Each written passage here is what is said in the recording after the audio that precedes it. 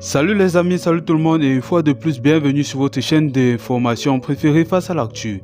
Alors les amis, aujourd'hui toujours du côté de la Côte d'Ivoire, parlons de la présidentielle 2025 et des potentiels candidats à ce poste.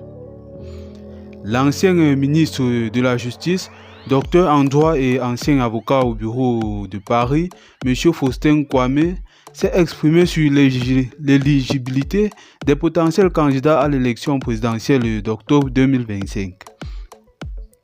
Lors d'une rencontre avec la presse, le mercredi 19 février 2025, à Cocody Riviera, la constitutionnaliste a proposé une solution pour résoudre le cas de l'ancien président Laurent Gbagbo et a abordé les situations du président Alassane Ouattara et Guillaume Soro. Rappelant un précédent historique autant pour moi, M. Faustin Kwame a évoqué la décision de Laurent Gbagbo en 2005, au plus fort de la crise politique, d'autoriser à titre exceptionnel la candidature d'Alassane Ouattara alors que les dispositions juridiques posaient problème. Il estime qu'une initiative similaire devrait être prise aujourd'hui afin de permettre à Laurent Gbagbo et à Guillaume Soro de présenter leur candidature.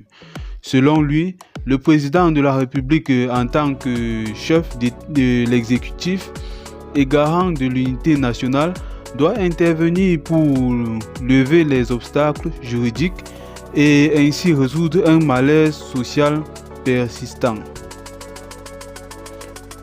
Je plaide pour le président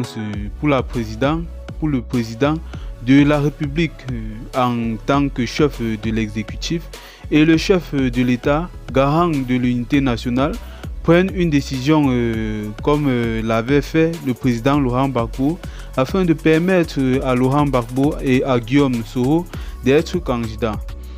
Étant entendu qu'il semble que leur situation crée un certain malaise social, a déclaré M. Faustin Kwame. Concernant Guillaume Soro, M. Kwame a rappelé que ce dernier est en exil depuis 2019 et fait l'objet d'une condamnation à 20 ans de prison.